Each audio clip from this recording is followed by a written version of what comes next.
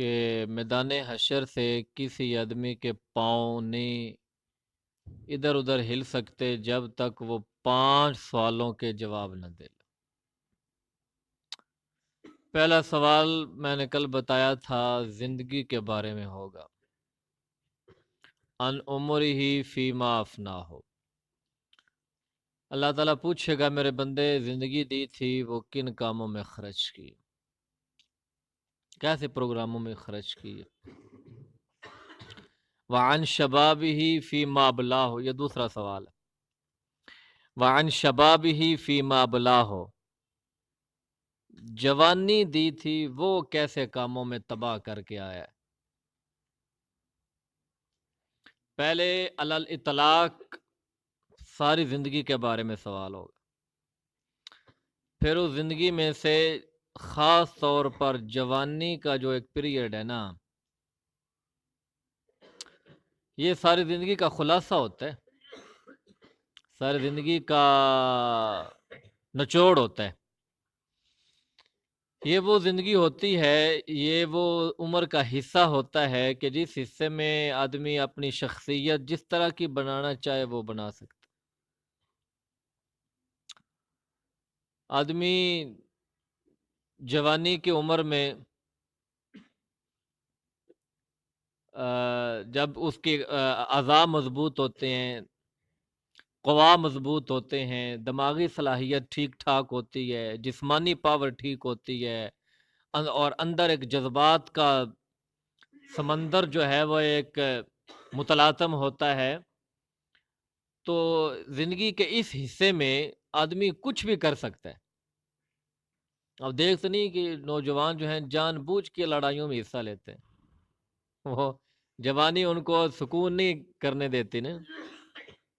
کسی بوڑھے کے آدمی کو کسی لڑائی بھنڈی میں حصہ لیتے ہوئے دیکھے، وہ جان بوجھ کے وہ لڑائی کے اندر سر دے اپنا. بوڑھے تو سمجھاتے ہیں نہیں بیٹا اس طرح نہ کرو، کوئی فائدہ نہیں ہے، لیکن جوان جو ہوتا ہے نا وہ پھر اپنی سیری کھینچ کے لڑائی کے اندر جاتا. اس کے اندر ایک جوانی کا خون ہوتا ہے نا، اس کی رگوں کے اندر گردش کر رہا ہوتا ہے، وہ اس کو آرام سے نہیں بیٹھنے دیتا. تو جہاں کہیں بھی کام خراب ہوا ہے تو جوانوں کی طرف سے ہوا ہے، اور اگر کہیں کوئی کام ٹھیک ہوا ہے تو وہ بھی جوانوں کے صدقے ہوئے ہیں. کہیں دنیا کے اندر جو بڑے بڑے کارنامے سر انجام دیے گئے یا دنیا کے اندر جو انقلاب آئے، وہ انقلاب بھی کوئی بوڑھے نہیں لے کر آئے، جوان ہی لے کر آئے.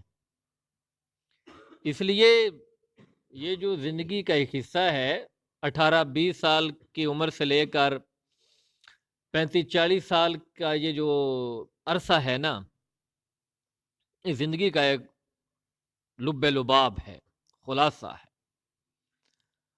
اور مزے کی بات تو یہ ہے کہ اگر جوانی کا رخ آدمی کا صراط مستقیم کی طرف مڑ جائے تو پھر اللہ کی قسم کھا کے کہتا ہوں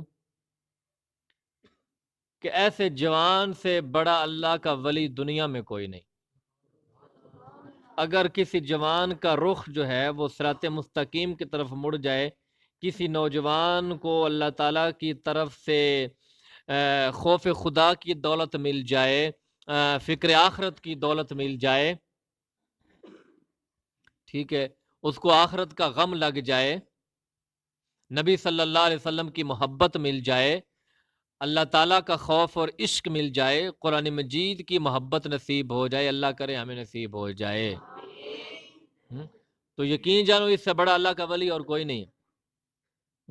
اللہ کا ولی وہ نہیں جو جناب پانی کے اوپر چلے تو کہتے ہیں جناب وہ پانی کے اوپر چلا تو اس کے پاؤں ہی گیلے کوئی نہیں ہوئے.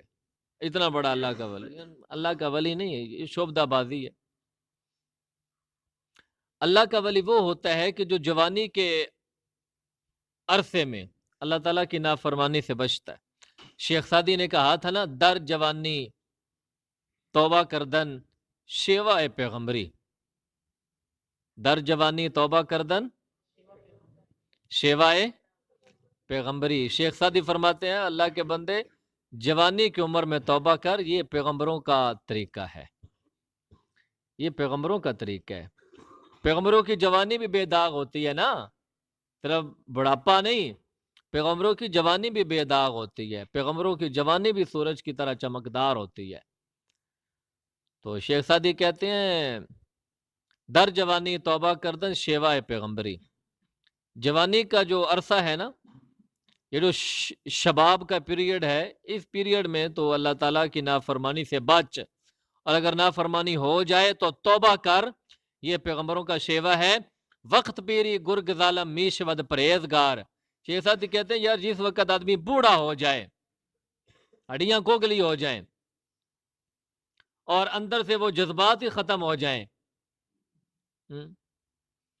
तो ऐसे वक्त में तो फिर शेख सादी फरमाते हैं, जो फाड़ खाने वाला दरिंदा होता है, जो भेड़िया होता है, वो भी बड़ा शरीफ बन जाता है।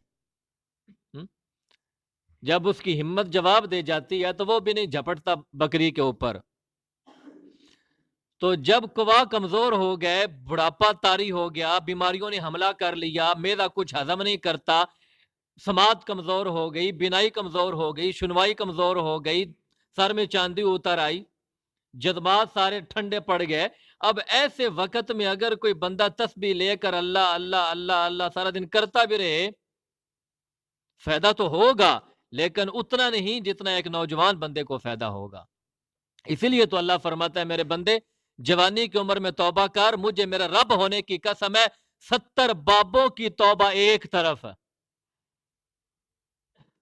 70 बाबों की तरफ, 70 बूढ़े आदमियों की तौबा एक तरफ।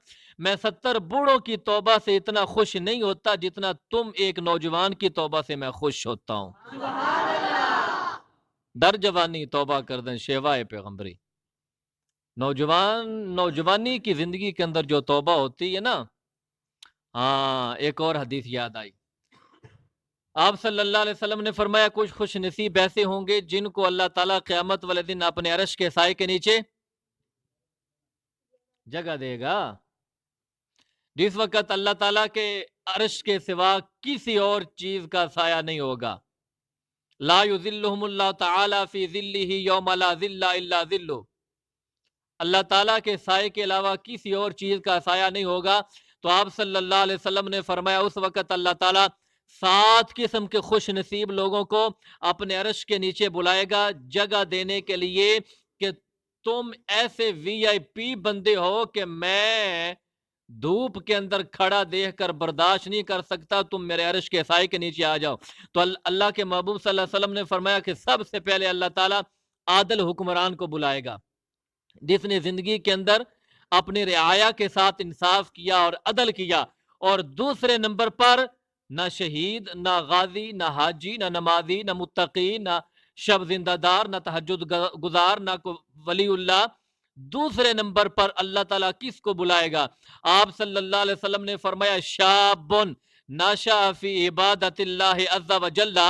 दूसरे नंबर पर अल्लाह पाक उस आदमी को अपने अर्श के साए के नीचे बुलाएगा जिसकी जवानी अल्लाह ताला की इताअत के अंदर गुजरी होगी। बात समझ आई है?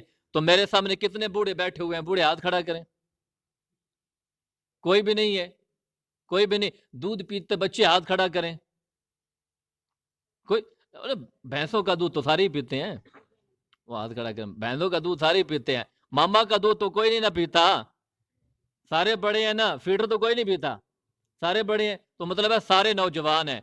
तो अल्लाह की कसम, मैं और आप जिंदगी के जिस हिस्से पर है ना, जिस स्टेज पर है, अल्लाह की कसम हमारी तौबा से अल्लाह इतना खुश होता है ना कि अल्लाह ताला सारे आसमानों में चिरागा कर देता है, चिरागा कर देता है। तो क्यों ना हम अपने करतूतों से तौबा करें। ओए, हम तौबा करते हैं, या बारी ताला पीछे जिंदगी के अंदर छोटे बड़े जारी पोशीदा सावन कसदन दिन